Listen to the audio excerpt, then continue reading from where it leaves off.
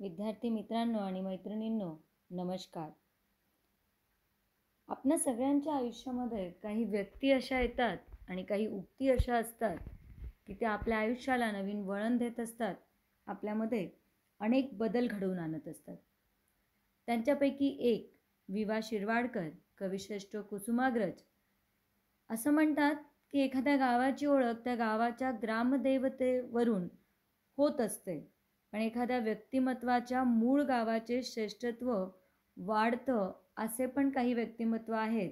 आणि वि. शिरवाडकर म्हणजे नाशिकला लाभलेलं असंच एक महान व्यक्तिमत्व, ज्यांना कुसुमाग्रज या नावानं आपण ओळखतो.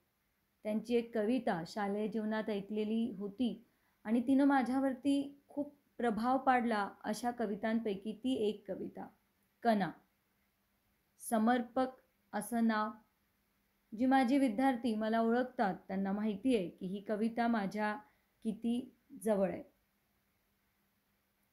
एका गुरु आणि विद्यार्थ्यामध्ये असणारं मार्मिक नातं आयुष्यात होरपळल्यानंतर शिक्षकाची हवी असणारी थाप, आणि हे सगळं होत असताना आयुष्यातून सगळं संपलं असताना सुद्धा न मोडलेला कणा आणि पाठीवर असणारा हात, अशाच प्रकारचं नातं आपल्या सर्वांमध्ये निर्माण झालं आहे. बघूया कुसुमाग्रजांची ही कविता, कारण याशिवाय माझा हा जो प्रवास आहे तो मी पूर्ण पण करू शकणार नाही. आणि कुसुमाग्रजांची कविता सादर करते तुमच्यासाठी. ओळखलत का सर मला, पावसात आला कोणी, कपडे होते कर्दमलेले, केसावरती पाणी. क्षणभर बसला, नंतर हसला, बोलला वरती पाहुणी, गंगा माई पाहुणी आली, गेली घरट्यात राहुनी. माहेर वाशिन पोरी सारखी चार भिंतीत नाचली, मोकळ्या हाती जाईल कशी, बायको मात्र वाचली. भिंत खचली, चूल विजली, होते नव्हते गेले, प्रसाद म्हणून पापण्यांमध्ये पाणी थोडे ठेवले. कारभांडीला घेऊन संगे, सर आता लढतो आहे, पडकी भिंत बांधतो आहे, चिखल गाल काढतो आहे. खिशाकडे हात जाताच हसत हसत उठला, पैसे नको सर, जरा एकटेपणा वाटला.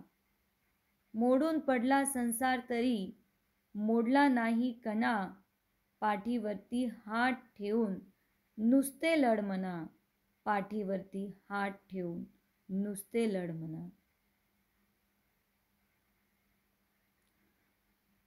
तर मित्रांनो, माझी आजची ही कविता तुम्हा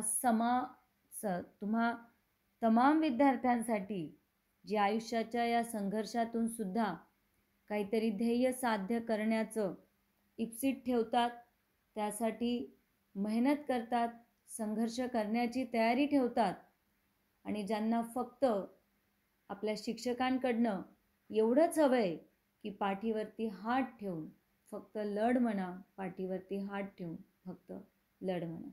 धन्यवाद, धन्यवाद, धन्यवाद.